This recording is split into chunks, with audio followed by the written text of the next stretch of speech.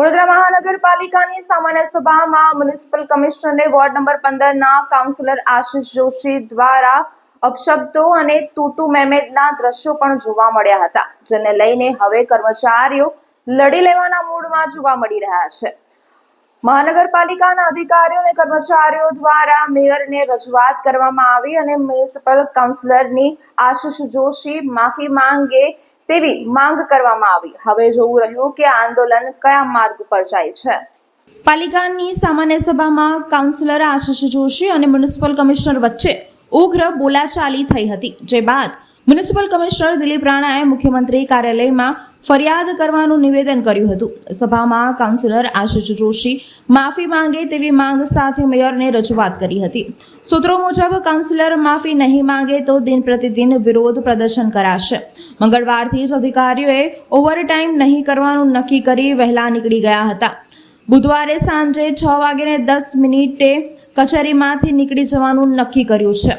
કર્મચારીઓ pen down કરવા સહિત વિરોધ કરશે। કાઉન્સિલર દ્વારા માફી માંગવામાં નહીં આવે તો દિન પ્રતિદિન તબક્કાવાર વિરોધ પ્રદર્શન કરવામાં આવશે, જેમાં કાળી પટ્ટી બાંધી વિરોધ કરવાનો, પેન ડાઉન કરવી, રેલી કાઢવી સહિતના અલગ અલગ રીતે રોષ પ્રદર્શિત કરવાનું નક્કી કરવામાં આવ્યું છે। કાઉન્સિલરોની સૂચના મુજબ કામ નહીં કરાય। મ્યુનિસિપલ કમિશનર સાથે પાલિકાની સભામાં ગેરવર્તણૂક કરાયા બાદ અધિકારીઓએ કાઉન્સિલરોનું સીધી સૂચનની કામગીરી નહીં કરવાનું નક્કી કર્યું છે। મ્યુનિસિપલ કમિશનર થકી મળતી સૂચના મુજબ કામગીરી કરવામાં આવશે તેમ જણાવ્યું હતું। ઉલ્લેખનીય છે કે પાલિકાની સભામાં ડભોઈ રોડના મહાનગરના નાળાની સફાઈ મુદ્દે મ્યુનિસિપલ કમિશનર અને કાઉન્સિલર આશિષ જોશી વચ્ચે ઉગ્ર બોલાચાલી થઈ હતી। આશિષ જોશીના જણાવ્યા મુજબ 30 વર્ષથી નાળાની સફાઈ થઈ નથી। રૂપારેલ કાસમાં ખુડિયાલનગર, આજવા રોડ, વાઘોડિયા રોડ તથા કોઠી વિસ્તારથી પાણી આવે છે। ગાજરાવાડી એસટીપીમાંથી પણ પાણી આવે છે। નાળું સાફ નહીં કર્યું હોવાથી પાણી ઉભરાય છે। જો કે સભામાં ઉગ્ર રજૂઆત થતાં મેયર સહિત પદાધિકારીઓ સ્થળે દોડી ગયા હતા, જ્યારે મંગળવારે સવારે પોકલેન મશીનથી નાળાની સફાઈ કરાઈ હતી। પાણી ઉલેચવા માટે પણ પંપ મૂકવામાં આવ્યો હતો। સાંજ સુધીમાં 3 ટ્રેક્ટર જેટલો કચરો નીકળ્યો હોવાનું જાણવા મળ્યું છે। તારીખ 24ના રોજ વડોદરા મહાનગરપાલિકાની સામાન્ય સભામાં કાઉન્સિલર દ્વારા માનનીય કમિશનર સાહેબની માન મર્યાદા ન જળવાય તે રીતનું અપમાનિતજનક વર્તન કરવાની બાબતો સામે આવી હતી।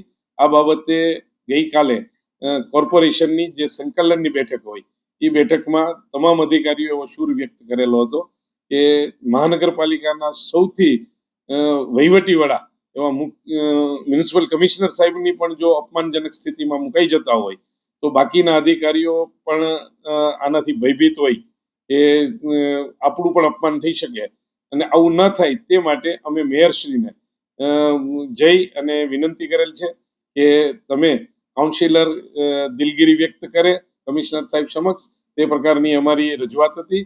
અને ખાસ કરીને આવા સંજોગોમાં જ્યારે ચૂંટાયેલી પાંખ હોય એમનો કામ કરાવવા માટે એ લોકો પ્રજા વચ્ચે હોય છે તે બાબત પણ અમને સ્વીકૃત છે, અને અમારે એ બાબત અમે પણ પ્રજા માટે જ કામ કરવા રહીએ છીએ।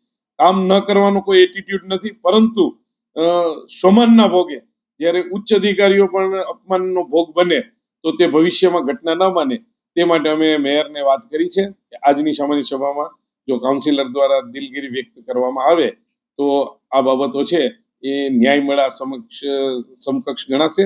અધરવાઇઝ બધા અધિકારીઓ ફરીથી પોતાની રજૂઆત કરી અને શું નિર્ણય કરવો તે માટેની નક્કી નિયત કરશે। અત્યારે મેયરશ્રીને અમે વાત કરી છે કે વર્ક ટુ રૂલ એટલે કે નિયમ અનુસાર કાર્યવાહી કરવાની વાત છે, એટલે કે જે 6-10 પછી પણ પ્રજા માટે લાંબો સમય બેસીને 8-8 વાગ્યા સુધી તમામ અધિકારીઓ કામ કરતા, તે નારાજગી વ્યક્ત કરવાના હેતુસર આ નિર્ણય લેવાનો છે।